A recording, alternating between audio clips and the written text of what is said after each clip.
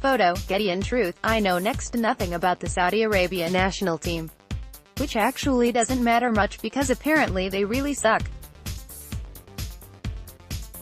By any objective measure, the Saudis will enter the World Cup as the worst team in the field. Their FIFA ranking of 67th is the lowest of all the nations that qualified. The more statistically nuanced ELO ratings have them at 63rd in the world, which is also the lowest in the field. All the sportsbooks give Saudi Arabia the longest odds of winning the tournament. The typical number has them at 1,000 to 1, the team is just not good. Which isn't really a surprise. The vast majority of soccer fans will have never seen or even heard of any of Saudi Arabia's players.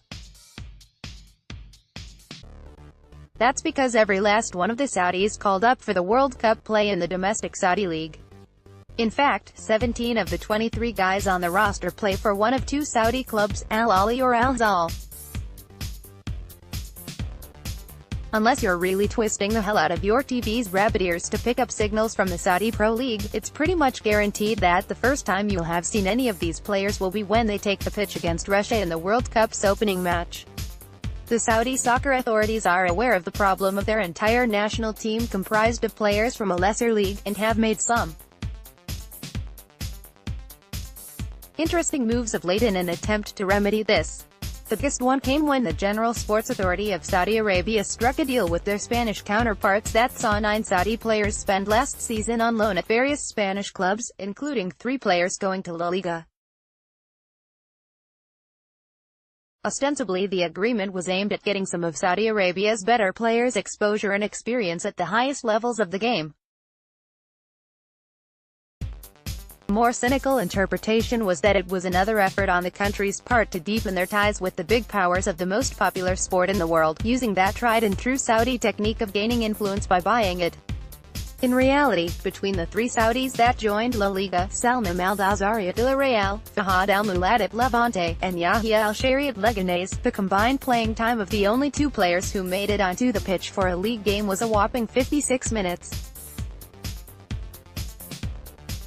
We're only a couple weeks away from knowing for sure whether those 56 minutes of La Liga action will prove good enough to get Saudi Arabia out of the group stage for the first time since their first World Cup in 1994.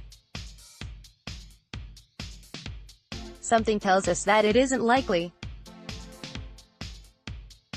Roster goalkeepers: Yasser Al-Mosalam, Al Ahly; Abdullah Al-Mayouf, Al Hilal; Mohamed Al-Owe, Al Ahly. Defenders: Osama Hassawi, Al Hilal; Omar Hassawi, Al Nasser; Mansour Al-Harbi, Al Ahly; Yasser Al-Sharani, Al Hilal; Modus Hassawi, Al Ahly; Mohamed Al-Braik, Al Hilal. Ali Al-Salawi has an impressive scoring record of 28 goals in 39 matches with the national team.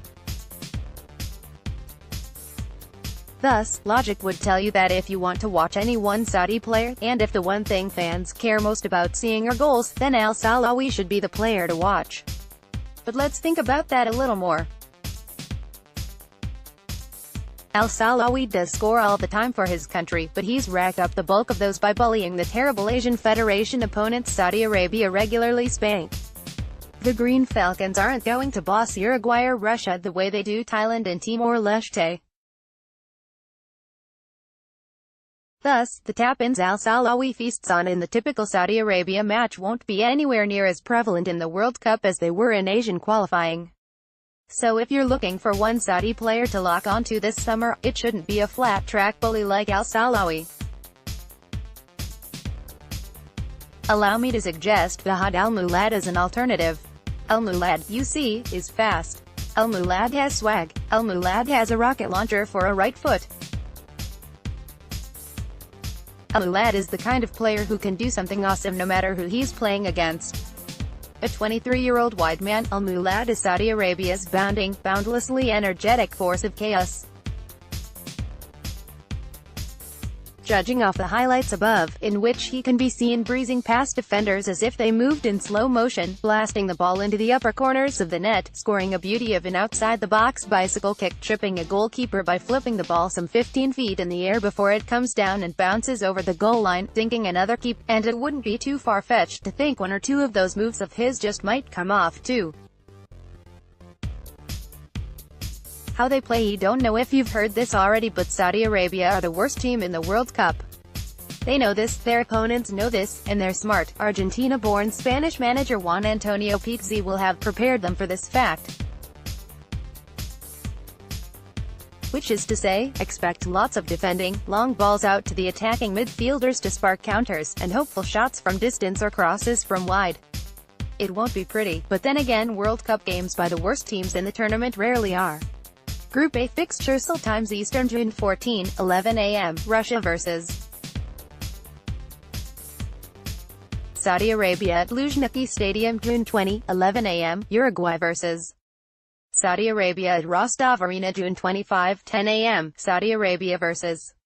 Egypt at Volgograd Arena.